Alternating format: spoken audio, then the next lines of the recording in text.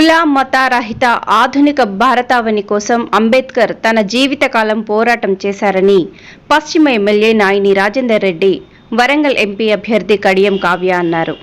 భారత రాజ్యాంగ నిర్మాత డాక్టర్ బాబాసాహెబ్ అంబేద్కర్ జయంతిని పురస్కరించుకుని హన్మకొండ జిల్లా కాంగ్రెస్ పార్టీ కార్యాలయంలో అంబేద్కర్ చిత్రపటానికి, అంబేద్కర్ సెంటర్లోని అంబేద్కర్ కాంస్య విగ్రహానికి నాయిని రాజేందర్ రెడ్డి, కడియం కావ్య పూలమాల వేసి నివాళులర్పించారు.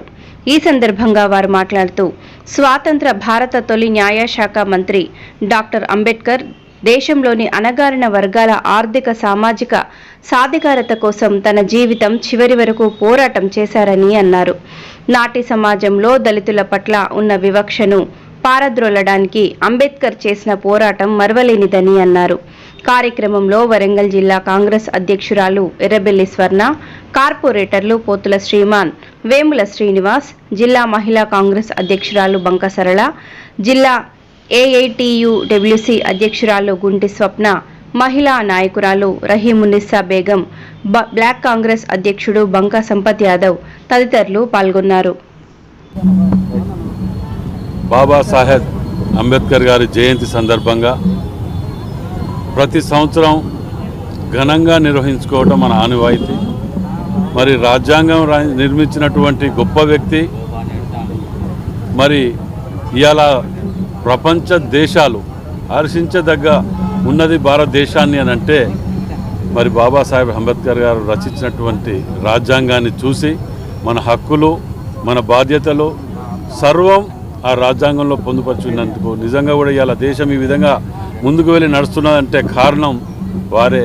వారి యొక్క ఆశయాలను ముందుకు తీసుకుపోవాల్సిన బాధ్యత ప్రతి ఒక్క పౌరునిపై ఉన్నదని చెప్పి మనవి చేస్తూ, మరి కులమతాలకు అతీతంగా బడుగు బలహీన వర్గాలకు ఏ విధంగా ఉపయోగపడాలి, పేదలకు ఏ విధంగా ఉండాలి, మనిషిని మనిషి తీరుగా ఏ విధంగా చూడాలి అని చెప్పినటువంటి గొప్ప వ్యక్తి.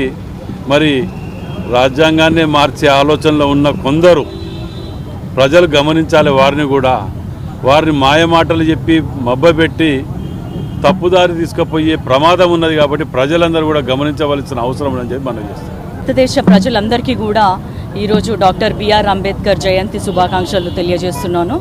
అలాగే మన భారతదేశము లౌకిక దేశము.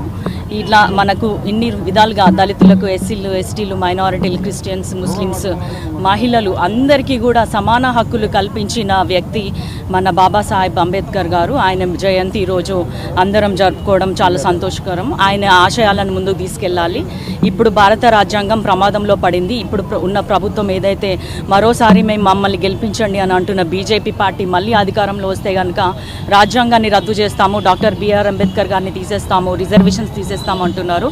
అలాంటి నేను ఒక నిరుపేద, మా నాన్నగారు కానీ నేను కానీ ఒక దళిత కుటుంబం నుంచి వచ్చి ఈ స్థాయి వరకు వచ్చాము. లేదా మన బిడ్డలు కూడా ఇంకా ముందుకు వెళ్ళాలంటే అది కేవలం రిజర్వేషన్స్, రాజ్యాంగం వల్లనే సాధ్యమైంది. రానున్న రోజులలో మన బిడ్డల భవిష్యత్తులు బాగుండాలంటే అందరూ కూడా కాంగ్రెస్కి ఓటేయాలని నేను కోరుకుంటున్నా. కాంగ్రెస్ అధికారంలోకి రావాలని నేను కోరుకుంటున్నాను. Thank you. మరోసారి అందరికీ కూడా శుభాకాంక్షలు తెలియజేస్తున్నాను. Thank you.